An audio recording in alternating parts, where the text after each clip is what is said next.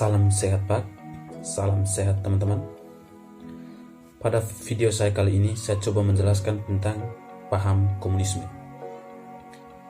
Paham komunisme itu sendiri sudah ada sejak tahun 1848. Konsep mengenai paham komunisme digagaskan pertama kali oleh Karl Marx dan Friedrich Engels dalam manifesto politiknya.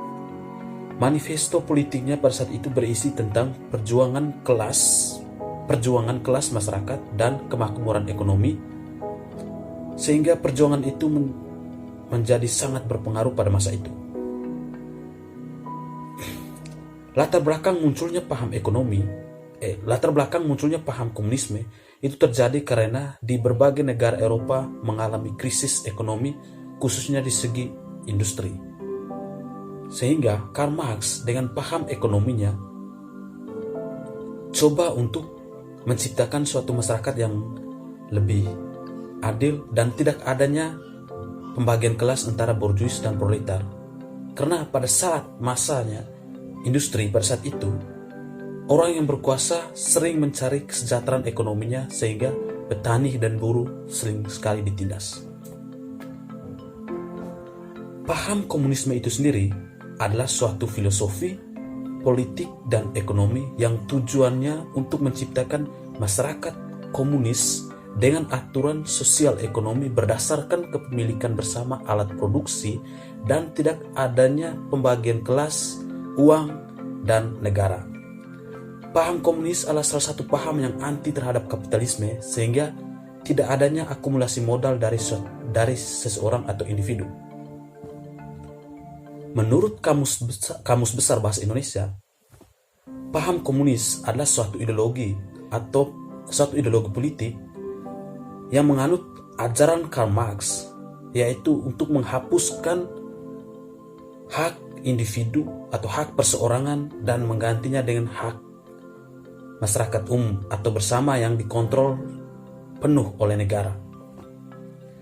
Menurut salah satu ahli atau filsuf Machiavelli, ia mengatakan bahwa paham komunis adalah suatu ideologi sebuah sistem yang digunakan untuk melindungi kekuasaan yang dimiliki oleh penguasa.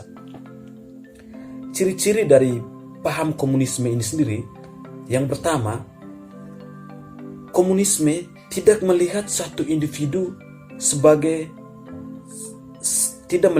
manusia sebagai individu, melainkan melihat masyarakat atau manusia itu sebagai suatu perkumpulan yang majemuk.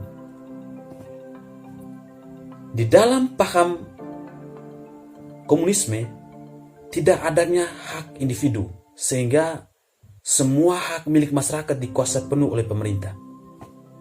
Dan juga dalam paham komunisme hanya ada satu partai, yakni Partai Komunis. Berbicara tentang paham komunis, pasti ada kelebihan dan kekurangannya. Kelebihan dari paham komunisme ini sendiri, yang pertama yakni adanya kesamaan, sehingga tidak ada satu individu ataupun individu lain yang lebih unggul daripada individu-individu yang lainnya. Yang kedua, pemerintah lebih mudah mengatasi pengangguran, inflasi, keburukan ekonomi, karena semuanya kegiatan dalam sebuah sistem pemerintahan dikuasai penuh oleh negara dan dikontrol oleh pemerintah. Dan yang ketiga, jarang ditemukan krisis ekonomi dalam paham komunisme. Namun kekurangan dari paham komunisme ini yakni yang pertama, tidak adanya kebebasan individu, sehingga seorang individu tidak bisa berkarya lebih daripada individu-individu lainnya. Dan yang kedua, paham komunisme tidak mengakui yang namanya HAM atau hak asasi manusia. Dan yang ketiga, monopoli berlebihan dari pemerintah dapat merugikan masyarakat. Ini saja penjelasan singkat tentang paham komunisme dari saya. Terima kasih.